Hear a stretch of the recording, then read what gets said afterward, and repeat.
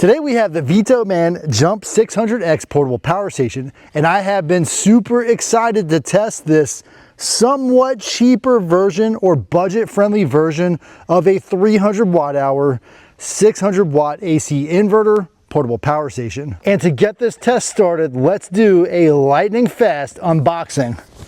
Inside the box, you get 4 accessories: a car charging cable, USB-C to USB-C cable, USB-C to USB-A, and of course a power brick. And yes, I did say power brick, and in 2025, these things I want to say are close to obsolete. The VTOMAN Jump 600X is one of the last remaining holdouts that still has an accessory charging brick. And for your reference, the output cable on this charging brick is 18 gauge, and seeing 18 gauge cable means that we will probably have a restricted recharge speed with the power station. And upon closer inspection, this thing puts out 24 volts and up to 90 watts max. At that theoretical 90 watt max, charging this thing from empty will take over 3 hours. If you have plenty of time to wait in between off-grid experiences for this thing to recharge, then this thing still could be a bargain deal. And don't forget, if you want to show your friends that you have the latest and greatest in VTOMAN technology, you also get this exclusive sticker sheet. And to balance that lower recharge capability, we do of course have a flashlight. And turning on the light is pretty simple. There's a small button on the side. Each time you turn it, you get a different function: low, medium, high, party mode,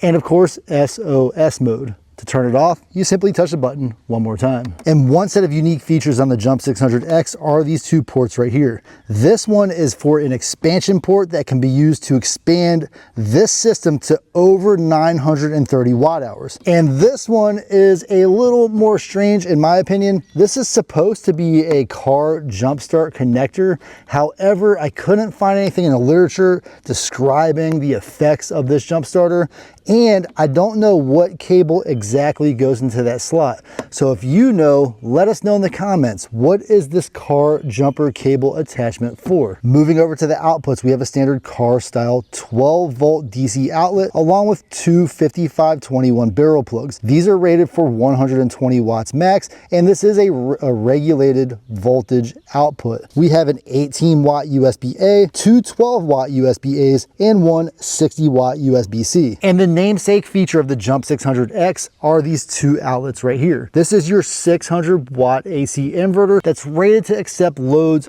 up to 1200 watts at peak surges, and this thing has a function similar to EcoFlow, Bluetti, many of the other power station brands, where it will attenuate the voltage for higher loads under that 1200 watt rating so that it will make those things work. Now, VTOMAN calls this function V-Beyond technology, and what happens is as you have a higher resistive load, such as a hot plate, maybe a heat gun, blow dryer, things like that, it will lower the voltage to fool that device into thinking it's getting the power that it needs. However, the results may vary with the quality of the power that you're putting into your device, so be sure to check your device and make sure it functions properly when you're using that overpowered, undervolted process. I mentioned this power brick earlier, and I feel like the most significant improvement that VTOMAN can make with this system would be to upgrade this input. We have a DC input rated for about 100 watts max with 12 to 30 volts. This is perfect if you have about 4 hours to allow your device to recharge. However, there are many other devices in this size and price category that offer 2 and even 300 watts of recharge capability. My final note on recharging the Jump 600X is that this is a 5521 barrel plug,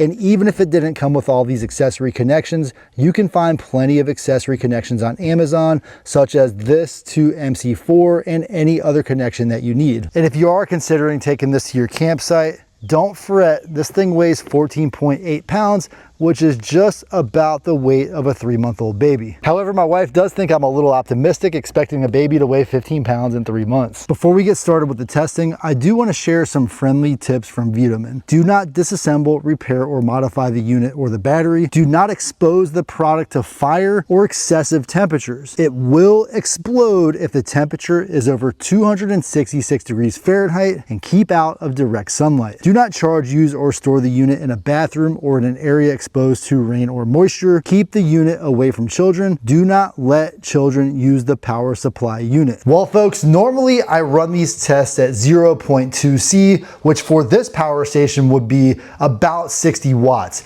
I was in a little bit of a rush, so I did run this thing at its maximum 600 watt continuous load for the entire duration of the battery.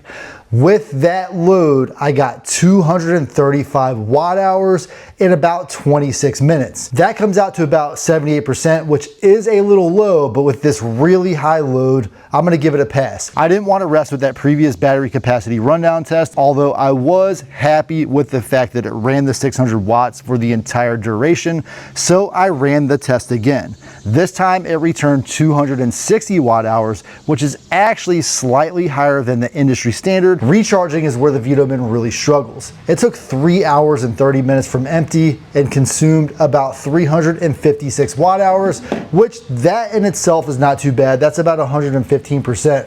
But that 3.5 hours is well beyond the kind of industry standard of about 90 minutes right now. So I was absolutely able to run a 600 watt load from this heat gun, but what I really want to try, because this coffee maker is just a little bit above the rated output of the VTOMAN, is to see if it will brew a cup of coffee. Now, I would never really want to do this. I just want to try it just for the sake of testing. So as I suspected, the coffee maker normally pulls, I want to say 12 to 1500 watts. What I really want to highlight right here is, although the display is showing just over 600 watts, you can see our voltage drop down from that 109 volts that I had originally to 78 volts. That's a 30 volt drop in the power going into the coffee maker. So I have to say that with the AC inverter, I'm actually impressed with the fact that it is at least trying to run this load without tapping out. Some of the other devices that have that voltage attenuation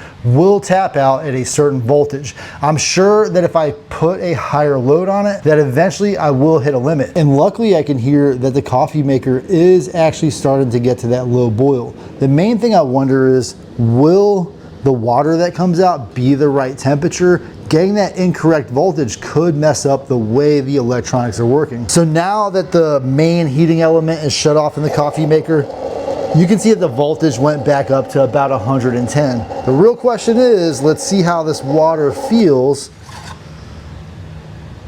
And that's definitely enough, that's warm enough that if I had a true K-cup in there, I would definitely have at least gotten warm or hot coffee. It doesn't feel cooler than it's supposed to be at all. So this is kind of more of a joke than anything. This is an inverter operated microwave. This thing usually pulls about 2200 watts. So there's really no expectation for this to work. But I'm just curious, will it run? Will it sound normal? Let's find out. Very interesting that the VTOMAN is trying to provide the power. The voltage is just not there, so before I blow up this microwave, I'm gonna go ahead and shut that off. This thing did not tap out. I'm really curious what it will take to make this thing tap out, because the higher the load I pull, realistically, the lower the quality of that power. And I figured, why not? If it could handle the microwave without tapping out, I might as well see if it can handle that really massive startup load of the air compressor. The air compressor doesn't actually take a lot of power to run. It's that startup power that really makes this thing rock. Let's check this out.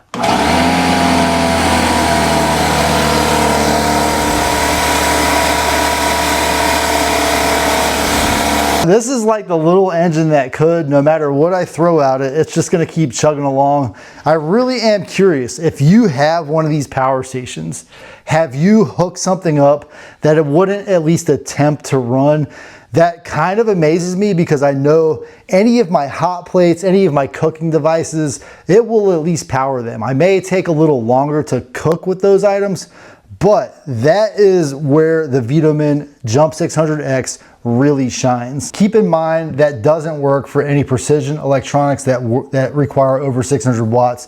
What I want to do now is go ahead and top this back off and run a proper 0.2C AC inverter test. I was very intrigued with this jumper cable outlet, so I went and did a little research. The VTOMAN Jump 600X does offer the ability to jump start a car. There is an adapter that you can purchase. I found them on Amazon and on VTOMAN's website. However, some of the comments do say that for this device, those 7-inch cables are just a little too short for some applications. And overall, because we do call this the Jump 600X, I would actually include that cable with the purchase of this power station. I'm not sure how that would impact pricing, but having that feature in a bind at your campsite could make all the difference, especially if you have no network connectivity. So what's my final take on the VTOMAN Jump 600X?